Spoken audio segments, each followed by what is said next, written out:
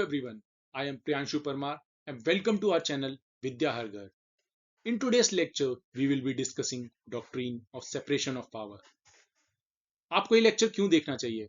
हम देख पा रहे हैं जैसे जैसे एग्जाम्स का लेवल बढ़ता जा रहा है तो जो क्वेश्चंस की डेप्थ है वो भी बढ़ती जा रही है. पहले जो क्वेश्चंस 12th लेवल से सॉल्व हो जाते थे वो धीरे धीरे ग्रेजुएशन गया. अब कहीं ना कहीं जो क्वेश्चंस आ रहे हैं, जैसे हमने अभी यूपीएससी का पेपर देखा, तो कहीं वो जो क्लैरिटी है वो पोस्ट ग्रेजुएशन लेवल की मांगते हैं. तो हम हर चीज को उस लेवल तक तो नहीं कर सकते, पर जो हमारे बेसिक कॉन्सेप्ट्स हैं, जो इंपॉर्टेंट कॉन्सेप्ट्स हैं, जिस पर पूरी नींव टिकी होती है, जैसे कि सेपरेशन ऑफ पावर है, इस पे पूरी पॉलिटी की नींव टिकी हुई है. आपके कॉन्स्टिट्यूशनल मैकेनिज्म जो मशीनरी है उसको समझने के लिए ये सबसे इंपॉर्टेंट कॉन्सेप्ट है. तो ऐसे कॉन्सेप्ट्स को जब हम डेप्थ में कर लेंगे तो हमें उससे रिलेटेड आर्टिकल्स और प्रोविजंस याद भी रह जाएंगे, और हम अपना एग्जाम, अगर एमसीक्यू है तो हम आंसर तक पहुंच जाएंगे, और अगर सब्जेक्टिव एग्जाम है तो हम इजीली अपने आंसर्स को याद करके लिख भी पाएंगे. तो आपको ये लेक्चर आराम से देखना चाहिए, और ऐसी एक लेक्चर सीरीज है जिसमें हम इंपॉर्टेंट क्वेश्चंस को, इंपॉर्टेंट जो टॉपिक्स हैं उनको हम समझाने की कोशिश करेंगे, ताकि आप कुछ टॉपिक्स को बिल्कुल एब्सोल्युटली क्लियर कर लें, ताकि आप इजीली अपने एग्जाम में, और जो ट्रेडिशनल टॉपिक्स हैं उनको आप डेप्थ में पढ़ के एग्जाम को क्लियर कर पाएं. तो मैं अपना लेक्चर स्टार्ट करूंगा एक ओपनिंग कोट के साथ. लॉर्ड एक्टन का ये कोट है: power tends to corrupt and absolute power corrupts absolutely. हमने देखा है कि नॉर्मल लोग ही जब राजा बन जाते हैं तो वो टोटली पावर आने के बाद चेंज हो जाते हैं, कोई भी इंसान हो. इसका एवोल्यूशन हम हिस्ट्री में भी देख सकते हैं. पहले जो राजा हुआ करता था उसके पास एब्सोल्यूट पावर होती थी. वही रूल्स को बनाता था, वही कानून को इम्प्लीमेंट भी करता था, यानी कि एग्जीक्यूटिव भी उसी के सैनिक होते थे. और जब बात आती है फैसला सुनाने की, तो राजा के कोर्ट में लाया जाता था राजा के सामने, और राजा का जो मन होता था वो फैसला सुना देता था, और वही मान्य होता था सभी के लिए. धीरे धीरे लोगों ने उसकी अथॉरिटी को, उसकी पावर को क्वेश्चन करने की शुरुआत की कि क्यों राजा के पास सारी पावर है, क्यों वो करप्ट नहीं हो सकता. और लोगों ने क्वेश्चन करना स्टार्ट किया कि इसकी पावर को, इसकी जो पावर है उसको थोड़ा कम किया जाए ताकि वो करप्ट ना रहे. अगर हम इसका मॉडर्न एवोल्यूशन देखते हैं तो लेजिस्लेचर का काम है लॉज बनाना, एग्जीक्यूटिव का काम है उन लॉज को जो बना दी हैं लेजिस्लेचर ने उनको इम्प्लीमेंट करना, और जुडिशरी का काम है इसको इंटरप्रेट करना. ये सेपरेशन ऑफ पावर हम सभी ने पढ़ा हुआ है, और ये doctrine of separation of power यही कहती है कि इन तीनों के कामों को अलग अलग किया जाए. क्यों जरूरी है, ऑब्जेक्टिव्स क्या हैं इसके? To prevent concentration of power in one authority. हमने देखा था कि राजा के पास सारी पावर थी तो वो कुछ भी फैसला सुना सकता था, वो कुछ भी जजमेंट दे सकता था, वो करप्ट भी हो सकता था, वो अपने लोगों को कभी प्रोटेक्ट कर सकता था. तो एक आदमी के पास जब पावर होगी तो चांसेस हैं कि वो करप्ट हो ही जाएगा, क्योंकि उसको पावर को बचाने के लिए, रिटेन करने के लिए वो कुछ भी कर सकता है. दूसरा जो ऑब्जेक्टिव है वो avoid arbitrary exercise of power. राजा कुछ भी नहीं कर सकता, उसको चेक्स एंड बैलेंस रखने के लिए बाकी के दो ऑर्गन्स भी हैं. अगला ऑब्जेक्टिव है protect the individual liberty and democracy. हम सभी जानते हैं कि पहले राजा ही अहम होता था, अब हर सिटीजन बराबर है, इक्वालिटी है. तो इस इंडिविजुअल लिबर्टी को बचाने के लिए, और आपका जो लोकतंत्र है इसको बचाने के लिए सेपरेशन ऑफ पावर बहुत ज्यादा जरूरी है. Separation of power accountability ensure करता है गवर्नेंस में. अगर लेजिस्लेचर कोई गलत काम करती है, कोई ऐसा बिल पास करने की कोशिश करती है जो उसकी पावर में नहीं है, तो कोर्ट उसको वॉइड डिक्लेयर कर सकता है. ऐसे ही जब एग्जीक्यूटिव कोई एक्शन लेती है गलत, तो भी कोर्ट उसमें इंटरवीन कर सकता है. जुडिशरी को लेजिस्लेचर कंट्रोल करता है लॉज बनाकर. मेंटेन रूल ऑफ लॉ, ये एक बहुत इंपॉर्टेंट कॉन्सेप्ट है, इसे हम किसी और लेक्चर में लेंगे. तो जो रूल ऑफ लॉ है, जैसे कि आर्टिकल 14 में मिलता है हमें रूल ऑफ लॉ, इसमें दो कॉन्सेप्ट्स आते हैं: इक्वालिटी बिफोर लॉ और इक्वल प्रोटेक्शन ऑफ लॉ. तो इन दोनों को बचाने के लिए आपका सेपरेशन ऑफ पावर बहुत ज्यादा जरूरी है, क्योंकि अगर एक ऑर्गन को दे देंगे तो ये रूल ऑफ लॉ शायद ना ही बचे, क्योंकि जब इंसान करप्ट होता है तो वो लॉ वो सब भूल जाता है. हम एक विजुअल रिप्रेजेंटेशन से समझ सकते हैं कि लेजिस्लेचर ने सबसे पहले लॉज बनाए, फिर एग्जीक्यूट ने उसे एनफोर्स किया, फिर जुडिशरी ने उसे इंटरप्रेट किया, और ये साइकिल कंप्लीट हो जाती है, क्योंकि लेजिस्लेचर को फिर से चेक कर सकता है जुडिशरी कि क्या जो लॉज बनाए गए हैं, वो प्रोविजंस जो बनाए गए हैं, वो कॉन्स्टिट्यूशनल हैं, वो वैलिड हैं। नहीं होंगे तो उनको वो वॉइड डिक्लेयर कर सकता है। मॉडर्न जो एवोल्यूशन है सेपरेशन ऑफ पावर का, उसका सबसे पहला हिस्टोरिकल एवोल्यूशन हम एरिस्टोटल से लेते हैं। तो एरिस्टोटल पहले पॉलिटिकल फिलोसफर थे जिन्होंने फंक्शन ऑफ गवर्नमेंट को 3 ऑर्गन्स में सेपरेट किया था। पहला जो फंक्शन उन्होंने दिया था वो था डेलिबरेटिव फंक्शन, यानी कि discussion and formulation of public policy, decision making on matters that affect the state. ऐसे लॉज जिनके बारे में आज डिस्कशन करता है पार्लियामेंट, जैसे कि आपने नेशनल सिक्योरिटी का कोई मुद्दा देख लिया, टैक्सेशन का कोई मुद्दा हो गया, उस पे जो नेशन के लोगों को और नेशन को दोनों को अफेक्ट करेगा, उन्हें उन्होंने कहा डेलिबरेटिव फंक्शन। सेकंड होता है मैजिस्टीरियल फंक्शंस। कोई भी पॉलिसी जो गवर्नमेंट बना देती है उसको इम्प्लीमेंट करने का काम रिस्पेक्टिव मिनिस्ट्रीज का होता है। जैसे कि आपने एजुकेशन की कोई पॉलिसी बनाई तो आपकी वो मिनिस्ट्री ऑफ एजुकेशन उसको इम्प्लीमेंट करेगी। आपने वुमेन्स के रिलेटेड कोई पॉलिसी बनाई तो ministry of women and child welfare उसको इम्प्लीमेंट करेगी। तो ये एग्जीक्यूटिव ब्रांच हो गई आज के तरह से। अगला होता है जुडिशियल फंक्शन। जुडिशियल फंक्शन हम सभी जानते हैं कि कोई भी लॉज के रिगार्डिंग डिस्प्यूट होती है कि क्या लॉज फॉलो हो रहे थे, क्या लॉज नहीं फॉलो हुए, इसके रिगार्डिंग जो डिबेट थी और उसको क्या सजा देनी चाहिए, ये हो गया उसका जुडिशियल फंक्शन। सबसे पहले हमें एरिस्टोटल को पढ़ना बहुत ज्यादा जरूरी क्यों है, क्योंकि एरिस्टोटल का जो क्लासिफिकेशन है वो पहला क्लासिफिकेशन था जिसने गवर्नमेंट को 3 ऑर्गन्स में डिवाइड किया था। इसी को लेकर जॉन लॉक और मॉन्टेस्क्यू ने डेवलप किए थे अपने आइडियाज। जब एरिस्टोटल ने एक आइडिया दे दिया था, उसी को जॉन लॉक ने आगे जाकर इवॉल्व किया। तो उन्होंने भी जो ऑर्गन्स थे उनको 3 तरह से डिवाइड किया: लेजिस्लेटिव पावर, एग्जीक्यूटिव पावर और फेडरेटिव पावर। लेजिस्लेटिव पावर में दिया पावर टू मेक लॉज, और एग्जीक्यूटिव पावर में दिया जो रूल्स बनाए हैं उनको इंप्लीमेंट करने की पावर, और फेडरेटिव पावर में उन्होंने दिया power relating to foreign affairs including war, peace, treaties and international affairs. तो इसकी सिग्निफिकेंस क्या थी? सबसे पहले तो इन्होंने एम्फसाइज किया कि need to prevent concentration of power. Modern era में ये सबसे जो कॉन्सेप्ट है कि एक जगह पर, एक इंसान पर आप सारी पावर कंसंट्रेट मत करिए क्योंकि वो करप्ट हो ही जाएगा। तो सबसे पहले जो सिग्निफिकेंस थी वो ये थी। इन्होंने जो आगे के थिंकर्स थे उनको बहुत ज्यादा इन्फ्लुएंस किया, और जो मॉडर्न आप कॉन्स्टिट्यूशनल डेमोक्रेसी देखते हैं, क्योंकि इसमें 3 ऑर्गन्स बटे हुए हैं, तो उसका जो फाउंडेशन है वो इसी थ्योरी से माना जाता है।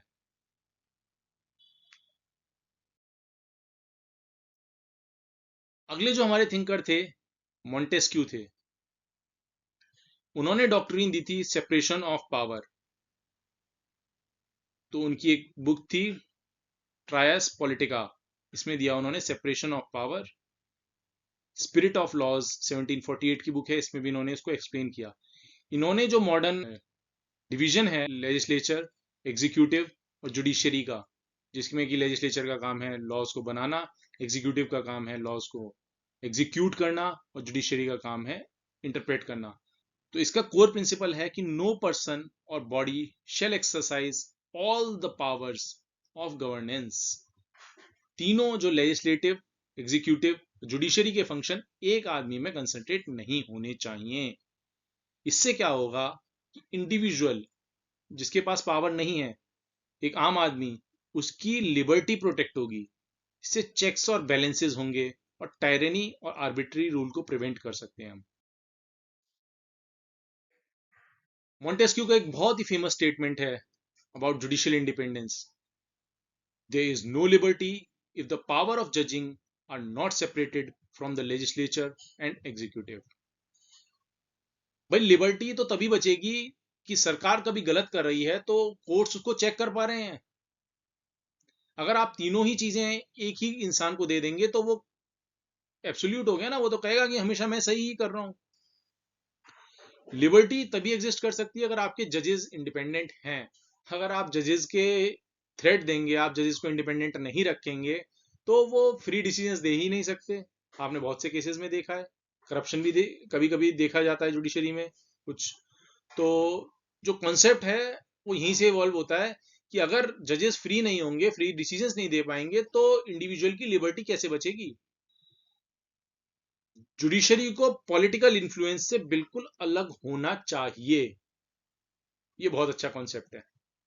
कोर्ट्स को केसेस इम्पार्शली और लॉ के अकॉर्डिंग डिसाइड करने चाहिए। तो अगर हमारे यहाँ ऐसा नहीं होगा तो फिर आपके फंडामेंटल राइट्स नहीं बचेंगे। तो इसीलिए ये सब प्रोविजंस हैं वो अपहोल्ड करने के लिए रूल ऑफ लॉ को बहुत ज्यादा जरूरी है। Doctrine of separation of power के एसेंशियल एलिमेंट्स क्या क्या हैं? मॉन्टेस्क्यू के अकॉर्डिंग 3 एसेंशियल प्रिंसिपल हैं। सेपरेशन ऑफ पर्सनल, यानी कि सेम पर्सन, एक ही इंसान में एक से ज्यादा ऑर्गन की पावर नहीं होनी चाहिए। सेपरेशन ऑफ फंक्शन, हर इंसान जो अलग अलग जगह पर है उसके फंक्शंस भी अलग होने चाहिए। ईच ऑर्गन को अलग अलग काम दिए गए हैं, वो अपना काम सही से करे, तो ये सेपरेशन ऑफ फंक्शन हो गया। जो इंसान अपना काम कर रहा है उसका सेपरेशन ऑफ इंटरफेरेंस होना चाहिए। दूसरे ऑर्गन के आदमी को दूसरे ऑर्गन में इंटरफेयर करने का कोई अधिकार नहीं है। यानी कि आप इसको एक इस तरीके से समझिए, ये 3 जार्ज हैं, लेजिस्लेचर, एग्जीक्यूटिव और जुडिशरी। अब इसका जो कंटेंट है, जो लोग हैं, जो इसमें लोग हैं और जो इसमें लोग हैं, वो तीनों एक दूसरे से अलग हैं, बिल्कुल अलग हैं, कि एक दूसरे से मिल नहीं सकते, एक दूसरे से कुछ शेयर नहीं कर सकते। क्योंकि अगर यही आदमी यहाँ पर भी होगा, यहाँ पर भी होगा, तो एक तरीके से आप पानी की तरह से समझिए, इसका पानी और इसका पानी मिल गया, एक में आपने पानी मिला रखा है, एक में आपने दूध मिला रखा है, तो ये फिर मिलने के बाद तो फिर मिक्सचर बन गया ना ये। तो ऐसा नहीं होने देना, ताकि इनको हम वाटर टाइट जार्स में रखेंगे। तो यही कॉन्सेप्ट था सेपरेशन ऑफ पावर का। इसके 3 जो असेंशियल एलिमेंट्स हैं कि अलग अलग लोग होने चाहिए हर एक में, उनके फंक्शंस अलग होने चाहिए। मतलब कि आप जैसे कह रहे थे कि पानी अलग होना चाहिए, एक में आपको मिल्क चाहिए, एक में आप कह सकते हो कि जूस होना चाहिए, तो उनके फंक्शंस भी अलग होंगे, हर एक का फंक्शन अलग है। सेपरेशन फ्रॉम इंटरफेरेंस, एक दूसरे से कहीं कनेक्टेड नहीं होने चाहिए। इसको आप और तरीके से समझ सकते हैं कि मिनिस्टर को जज नहीं बना सकते आप। तो अब हम पढ़ेंगे डॉक्ट्रिन ऑफ सेपरेशन पावर के कुछ एक्सेप्शंस जो हमें अपने कॉन्स्टिट्यूशनल प्रोविजंस में मिल जाते हैं। सबसे पहला है डेलीगेटेड लेजिस्लेशन। जब हमने देखा है कि एग्जीक्यूटिव भी रूल्स बनाती है, रेगुलेशंस बनाती है as a legislative authority. Executive भी लेजिस्लेचर के फंक्शंस को परफॉर्म कर लेता है। कब? जब पार्लियामेंट फंक्शन नहीं कर रहा होता है, सेशन में नहीं होता है, तब आपके प्रेसिडेंट ऑर्डिनेंस बना देते हैं। तो प्रेसिडेंट की ऑर्डिनेंस करने की पावर को हम कहते हैं एग्जीक्यूटिव लेजिस्लेटिव फंक्शंस। अगला आता है पार्लियामेंट्री सॉवरेनिटी। कुछ कंट्रीज में पार्लियामेंट सोवरेन होता है, उसकी अथॉरिटी को कोई भी क्वेश्चन नहीं कर सकता है। पार्लियामेंट ने जो लॉ बना दिया वो ऑलमोस्ट एब्सोल्यूट हो जाता है, उसके लॉ को क्वेश्चन करना इतना इजी नहीं होता जुडिशरी के लिए। अगला जो एक्सेप्शन है वो जुडिशियल लॉ मेकिंग। हमने देखा है कोर्ट्स कभी कभी लॉ बनाते हैं और जुडिशियल प्रेसिडेंट्स सेट करते हैं। हमने देखा था posh prevention of sexual harassment at work place, यानी कि विशाखा गाइडलाइंस। इसमें कोर्ट ने ही ऑलमोस्ट सारी गाइडलाइंस बना दी थी कि क्या क्या जो मेजर्स हैं वो कंपनीज को फॉलो करने होंगे ताकि वर्क प्लेस पर सेक्सुअल हैरेसमेंट ना हो। इसमें कोई लॉ नहीं था, तो कोर्ट की गाइडलाइंस को ही लॉ माना गया। अगला होता है एडमिनिस्ट्रेटिव एडजुडिकेशन, ट्रिब्यूनल्स। कौन सी ट्रिब्यूनल्स? यानी जैसे कि कैट होती है जो एडमिनिस्ट्रेटिव ट्रिब्यूनल है, ट्राई एक्ट के अंडर आती है आपकी टीडी सेट। ऐसी बहुत सारी ट्रिब्यूनल्स हैं जो क्वासी जुडिशियल फंक्शन को परफॉर्म करती हैं। ये बनी तो एक्ट के अंडर है और ये एक बॉडी है, लेकिन ये जुडिशरी का भी फंक्शन परफॉर्म कर रही है। अगला होता है इम्पीचमेंट एंड जुडिशियल रिव्यू। आप जजेस का इम्पीचमेंट भी कर सकते हैं। कौन कर सकता है जजेस का इम्पीचमेंट आपका पार्लियामेंट करता है। अगला कॉन्सेप्ट है जुडिशियल रिव्यू। जो जुडिशियल रिव्यू 3 तरीके का हो सकता है, एक एग्जीक्यूटिव एक्शन का, लेजिस्लेटिव एक्शन का और जुडिशियल एक्शन का। जुडिशरी अपने डिसीजन को दोबारा से खुद ही रिव्यू कर सकता है। लेजिस्लेचर के एक्शन को, यानी कि किसी लॉ को जो लेजिस्लेचर ने पास किया है उसको भी रिव्यू कर सकता है, और एग्जीक्यूटिव के एक्शन को भी रिव्यू कर सकता है। तो ये सारे जुडिशियल रिव्यूज होते हैं। ये सारे एक्सेप्शन है आपके doctrine of separation of power के। जो गवर्नमेंट फंक्शन कर रही है वो बहुत ज्यादा कॉम्प्लेक्स है, तो इसमें हमें जो सेपरेशन ऑफ पावर ओरिजिनल था उसमें कुछ फ्लेक्सिबिलिटी चाहिए, और उसके साथ साथ ही ये एक्सेप्शंस अपने आप डेमोक्रेसी को चलाने के लिए इवॉल्व होते गए हैं। क्यों नेसेसरी है? क्योंकि इनका मेन काम है वेलफेयर स्टेट, लोगों का भला करना, need for expert decision making, efficiency लाता है एडमिनिस्ट्रेशन में, और रैपिड रिस्पॉन्स फॉर इमरजेंसीज। यानी कि बहुत ज्यादा कोई इमरजेंसी केस है, जैसे हमने देखा था दिल्ली में पॉल्यूशन का केस था, तो उसमें सुप्रीम कोर्ट ने खुद ही इंटरवीन किया। तो इमरजेंसीज को अगर आपको डील करना है तो आप पूरे प्रोसीजर को, जो डेमोक्रेसी का है कि पहले आप लेजिस्लेचर में जाइए, फिर लॉज बनाइए, फिर एग्जीक्यूट उसको इंप्लीमेंट करेगा, ये सब फॉलो नहीं कर पाते। तो रैपिड रिस्पॉन्स इमरजेंसी में वेलफेयर स्टेट को बचाने के लिए, लोगों को बचाने के लिए, लोगों के हित में आप ये काम कर सकते हैं। तो ये एक्सेप्शंस डेमोक्रेसी में धीरे धीरे इवॉल्व होते गए हैं। अब हम देखते हैं इसकी कॉन्स्टिट्यूशनल पोजीशन इंडिया में क्या है। इंडिया में स्ट्रिक्ट सेपरेशन ऑफ पावर बिल्कुल भी नहीं है। क्यों?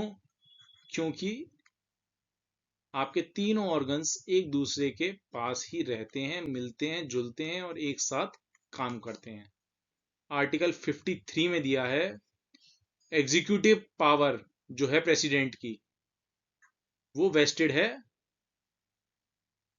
प्रेसिडेंट में। एग्जीक्यूटिव पावर जो है यूनियन की वो वेस्टेड है प्रेसिडेंट में।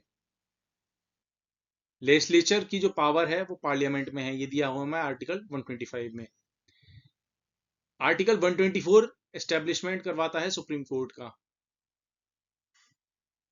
आर्टिकल 15 में दिया है directive for separation of judiciary from executive.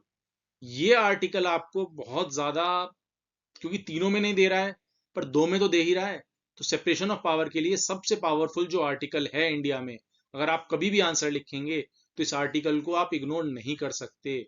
आपको लिखना पड़ेगा कि separation of power from judiciary in article 50, it's the most important. ये आता है आपका डीपीएसपी के अंडर। और भी काफी कॉन्स्टिट्यूशनल प्रोविजंस हैं, जैसे कि आर्टिकल 122,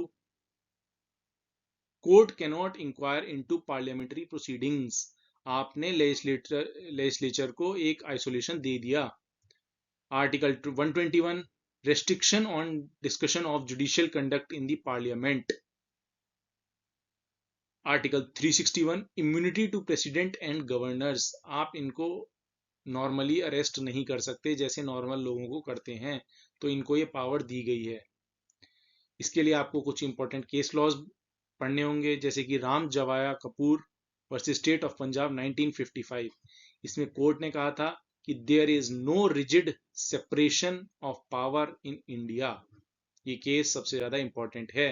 तो क्या स्ट्रिक्ट है, क्या एब्सोल्यूट है? नहीं, क्योंकि इस केस में कोर्ट ने कहा था। केशवानंद भारती केस, ये हम सभी ने पढ़ा है।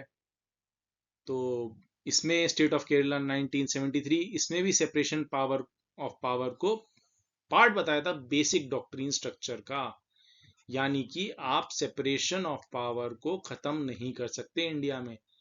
तो है भी, पर एब्सोल्यूटली नहीं भी है, मतलब बहुत ज्यादा वाटर टाइट नहीं है, एब्सोल्यूट नहीं है। सेपरेशन है पर बिल्कुल सेपरेट नहीं है। इन सभी में ये हेल्ड किया गया कि separation of power is very necessary for the functioning of democracy in India. अगर ऐसा नहीं रहेगा, अगर हम इनको सेपरेट नहीं रखेंगे तो डेमोक्रेसी को नहीं बचा पाएंगे।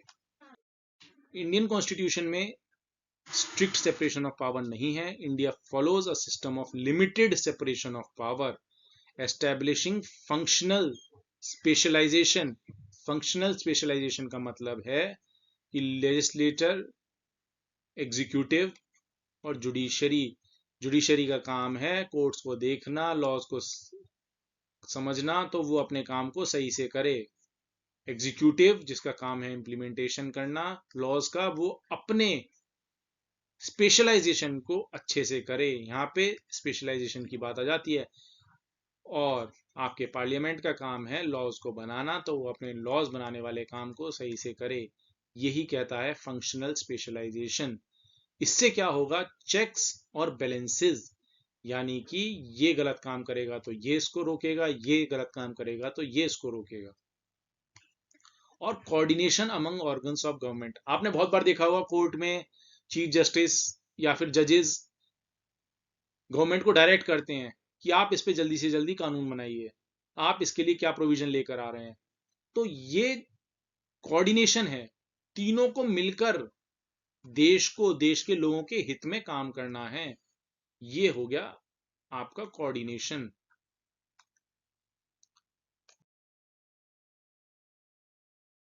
तो functions of 3 organs of the government हम पढ़ ही चुके हैं। लेजिस्लेचर का काम है लॉज बनाना, एग्जीक्यूटिव का काम है इंप्लीमेंट करना, जुडिशरी का काम है इंटरप्रेट करना। इसमें फंक्शनल ओवरलैप है। फंक्शनल ओवरलैप जैसे हमने अभी एक्सेप्शंस में पढ़ा था, तो वही फंक्शनल ओवरलैप है कि एग्जीक्यूटिव परफॉर्म कर देता है कभी कभी लेजिस्लेटिव फंक्शंस, जैसे कि प्रेसिडेंट प्रोमलगेट कर देता है ऑर्डिनेंस आर्टिकल 123 के अंडर। अब आपको जब आंसर आता है तो आपको सेपरेशन ऑफ पावर में ये चीजें याद होनी चाहिए। आपको आंसर इस तरीके से स्ट्रक्चर में याद होना चाहिए कि एग्जीक्यूटिव भी कब लेजिस्लेटिव के फंक्शंस को परफॉर्म कर रहा है, लेजिस्लेचर कब परफॉर्म कर रहा है जुडिशियल फंक्शंस को, और जुडिशरी कब परफॉर्म कर रही है लेजिस्लेटिव और एग्जीक्यूटिव के फंक्शंस को। तो उसके एग्जांपल्स आप जब तक इनके आर्टिकल्स को कोट नहीं करेंगे तब तक आप स्ट्रक्चरली ना पढ़ पाएंगे ना लिख पाएंगे और कॉन्सेप्ट क्लियर नहीं हो पाएंगे, क्योंकि कॉन्स्टिट्यूशन एक बहुत ही बड़ा डॉक्यूमेंट है। तो आपको उसको टेक्निकल जो मेन जो टॉपिक्स हैं उनको आपको डेप्थ में पढ़ना ही पड़ेगा और उनके प्रोविजंस को याद करना पड़ेगा। आपको धीरे धीरे कॉन्स्टिट्यूशन भी याद हो रहा है इससे, पर जब तक आप स्ट्रक्चरली नहीं पढ़ेंगे तो आपको ये सारी चीजें याद नहीं होने वाली। गवर्नर भी प्रोमलगेट कर सकता है ऑर्डिनेंस, यानी कि आर्टिकल 213 के अंडर जो आपका गवर्नर है वो भी ऑर्डिनेंस ला सकता है। डेलीगेटेड लेजिस्लेशन यानी कि रूल्स, रेगुलेशंस और नोटिफिकेशन गवर्नमेंट निकाल सकती है, आप सभी जानते हैं। इम्पीचमेंट ऑफ प्रेसिडेंट, यानी कि लेजिस्लेचर जुडिशियल फंक्शन परफॉर्म कर रहा है, वो डिसाइड कर रहा है कि क्या प्रेसिडेंट या फिर इस केस में आपका जजेस का भी कर सकते हैं ये, तो क्या आपके जजेस इनका इम्पीचमेंट यानी कि इनको हटाया जाना चाहिए, क्या ये गलत थे या सही थे, तो ये पार्लियामेंट डिसाइड कर रहा है, तो यानी कि ये जुडिशियल फंक्शन को परफॉर्म कर रहा है। ये रिमूवल ऑफ जजेस भी हो गया। Punishment for breach of parliamentary privileges, parliament के पास एक पावर है कि वो किसी भी व्यक्ति को अपनी ब्रीच के लिए पनिश कर सकता है। कोई भी इंसान किसी भी जो आपके पार्लियामेंट की अथॉरिटी है, जो सैंक्टिटी है, उसको अगर डिस्ट्रॉय करने की कोशिश करता है तो पार्लियामेंट उसको पनिश कर सकता है। ये पावर आपके पार्लियामेंट के पास आ जाती है। अब जुडिशरी कैसे परफॉर्म कर रहा है लेजिस्लेटिव और एग्जीक्यूटिव के फंक्शंस को, तो ये सबसे पहले इशू करता है guidelines in absence of legislation, यानी कि हमने अभी एग्जांपल डिस्कस किया था prevention of sexual harassment at work place. तो ये एक आपका एग्जांपल हो गया कि कैसे जुडिशरी लेजिस्लेटिव फंक्शंस भी परफॉर्म करता है। Directing the executive to perform constitutional duties, अब मैंने अभी अभी आपको बताया था ना कि कभी कभी चीफ जस्टिस हो गए, आपके जजेस हो गए, वो सरकार को डायरेक्ट कर देते हैं कि आप इस पे लॉ बनाइए, आप इस पर कोई कानूनी प्रोविजन बनाइए।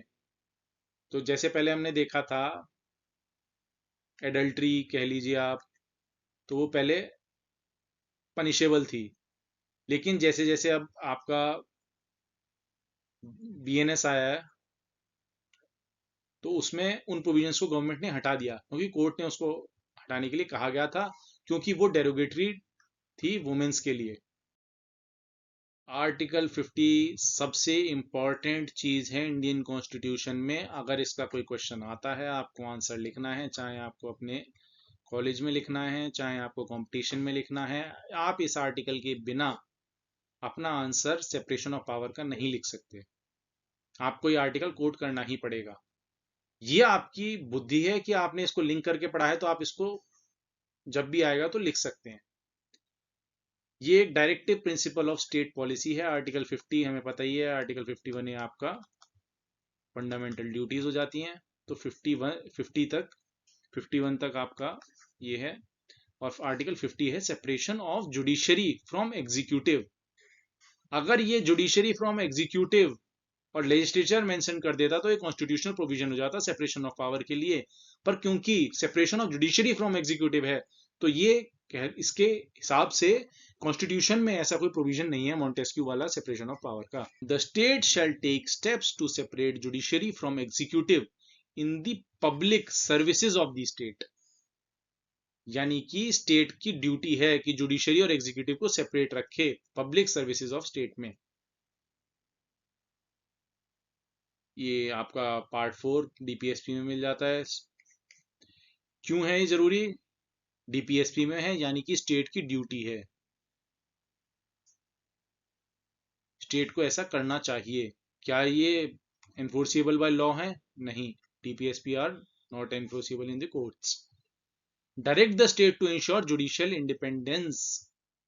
जुडिशियल इंडिपेंडेंस बहुत ज्यादा जरूरी है, यानी कि जजेस का अपॉइंटमेंट, उनका प्रमोशन, उनकी सैलरी, ये सब उनको पावर देते हैं। तभी जुडिशरी इंडिपेंडेंटली अपने डिसीजंस को दे पाती है। Seek separation of judicial functions from executive control. समझ गए आप? Strengthen the rule of law. Article 15 क्यों इंपॉर्टेंट है? इससे इंश्योर होता है कि जुडिशरी इंडिपेंडेंटली काम कर रही है, promote fair and impartial justice, prevent executive interference, strength public confidence in the judiciary, not only judiciary but in democracy। क्योंकि अगर एग्जीक्यूटिव बिल्कुल एब्सोल्यूट हो जाएगा तो फिर उसको चेक्स एंड बैलेंसेस नहीं रहेंगे, तो डेमोक्रेसी भी आप थ्रेट में आ ही जाएगी। इंडिया में कॉन्स्टिट्यूशनल असेंबली डिबेट में केटी शाह ने एक प्रपोजल दिया था। प्रोफेसर थे केटी शाह साहब। इन्होंने एक प्रपोजल दिया कि insertion of separation of constitutional provision on doctrine of separation of power. He suggested a new article 40A to explicitly recognize the doctrine. इन्होंने क्या आर्गुमेंट दिया भाई? इन्होंने कहा कि आपके में सेपरेशन ऑफ पावर है, तो आप एब्सोल्युटली उसको लिखते क्यों नहीं हो? कंप्लीट इंडिपेंडेंस दीजिए आप मॉन्टेस्क्यू की तरह से, कि कंप्लीट इंडिपेंडेंस दीजिए आप तीनों ऑर्गन्स को। इससे इंडिविजुअल की लिबर्टी प्रमोट होगी। Judicial independence is essential for rule of law, यानी कि 14 वाला ईबीएल और EPL. Political influence should not affect judicial decision making. Separation would strengthen the constitutional democracy. Separation अगर हम लिखकर कर देंगे तो कॉन्स्टिट्यूशनल डेमोक्रेसी हमेशा बची रहेगी। ये केटी शाह ने कहा था। केटी शाह की ये कंसर्न थी कि if there is a close interaction between judiciary, legislative and executive decisions may be influenced by party politics rather than legal principles। ये आपका क्वेश्चन भी बन सकता है डायरेक्ट, कि कमेंट आपको क्या लगता है आज के टाइम में। आप कमेंट सेक्शन में भी बता सकते हैं कि आपको व्यूज क्या हैं। Is there a close interaction between judiciary, legislature, judicial decisions may be influenced by party politics rather than legal principles। इतने साल पहले उन्होंने बात बोली थी, और आपने अपने देश के संविधान को बहुत सालों तक काम करते हुए देखा है। और क्या उनके विजन जो था, उसका क्वेश्चन आज आप फेस कर रहे हैं। आप सोचिए इसके बारे में, उन्होंने कितने साल पहले ये बात बोली थी। अब जब केटी शाह जी ने क्वेश्चन किया था, तो अंबेडकर जी ने भी अपने व्यूज दिए थे इस पे। अंबेडकर जी की क्या पोजीशन थी उसे समझते हैं। अंबेडकर जी ने कहा था कि judiciary should be independent of the executive. हम सेपरेशन ऑफ पावर को मानते हैं, बिल्कुल अलग होना चाहिए, तीनों ऑर्गन्स को अलग होना चाहिए, लेकिन he did not support a rigid separation between the legislature and the executive. जो लोग कहते हैं कि कॉन्स्टिट्यूशन को हमने बोरो किया है, तो इनकी महानता थी, इन्होंने उसको किस तरीके से जो जरूरी था इंडिया के कॉन्टेक्स्ट में उतना ही लिया, क्योंकि इन्होंने स्ट्रिक्ट सेपरेशन ऑफ पावर जो मोंटेस्क्यू ने दिया था वो इंप्लीमेंट नहीं होने दिया, वो इन्होंने मना कर दिया। क्यों? क्योंकि पार्लियामेंट्री सिस्टम ऑफ गवर्नमेंट है based on cooperation and the rather than complete separation. आपको कंप्लीट सेपरेशन जैसा कि यूएस में मिलता है, तो हमने उस तरफ नहीं गए। इन्होंने कहा separation of judiciary from executive is necessary. हाँ, बिल्कुल है। Complete separation of legislature and executive is impractical. क्यों? भाई, आपके प्रधानमंत्री ही यही तो लोग हैं जो रूल्स बना रहे हैं, और यही लोग सत्ता में आ रहे हैं। मिनिस्टर्स भी तो उसी का पार्ट है, लेजिस्लेचर का। जब ये दोनों अलग नहीं है तो आप कंप्लीट सेपरेशन ऑफ पावर कैसे देख सकते हो? वही लोग आपके लेजिस्लेचर में बैठ रहे हैं, वही लोग लॉज बना रहे हैं, वही लोग इंप्लीमेंटेशन में भी आ रहे हैं, वही गवर्नमेंट में है। तो complete separation of power India में नहीं है, और ये बात इन्होंने पहले ही बोल दी थी। Effective governance requires coordination between the two organs. Parliamentary committees बहुत अच्छा एग्जांपल है इसका, कि कोई भी प्रॉब्लम होती है तो आप पार्लियामेंट्री कमिटीज को रिकमेंड कर देते हैं, फिर वो अपना रिपोर्ट प्रेजेंट करती हैं। तो कोऑर्डिनेशन जरूरी है देश को चलाने के लिए, रेदर देन फाइटिंग और creating tussle between the three organs of the democracy of India. ये विजन था डॉक्टर अंबेडकर का। Ministers should participate in legislative proceedings. आपके सारे मिनिस्टर्स को पार्लियामेंट में आना होता है, उनको क्वेश्चंस फेस करने होते हैं, सब कुछ फेस करना होता है, उनको उनके आंसर्स भी देने होते हैं। तो ये काम है, minister shall participate in the legislative proceedings. तो अंबेडकर के ऑब्जर्वेशन को आप समझ सकते हैं। There is no dispute whatsoever that the executive should be separated from the judiciary. इस पे भी आपको क्वेश्चन बन सकता है कभी भी। डॉक्टर एमपी जैन, उनके क्या व्यूज थे Indian model of separation of power पे? There is no formal separation of power in the Indian constitution, rather a parallelism of powers with hierarchies between the three organs in particular fields. So there is no strict separation. Primary sphere, each organ has its own primary sphere of operation. Limited overlap है, absolute overlap नहीं है, पर limited overlap है। checks and balances का system है, constitutional supremacy।